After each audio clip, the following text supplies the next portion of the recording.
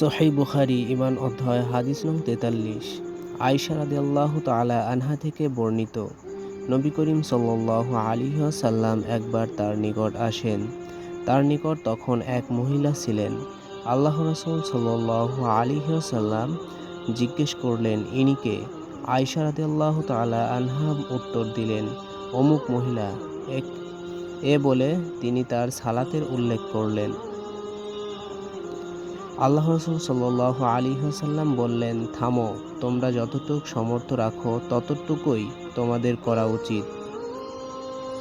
আল্লাহর শপথ, আল্লাহ তাআলা ততক্ষণ পর্যন্ত সওয়াব দিতে বিরত হন না যতক্ষণ না তোমরা নিজেরা পরিশ্রান্ত হয়ে পড়ো। আল্লাহর নিকট অধিক পছন্দনীয় আমল সেটাই যা আমলকারী নিয়মিত করে থাকে।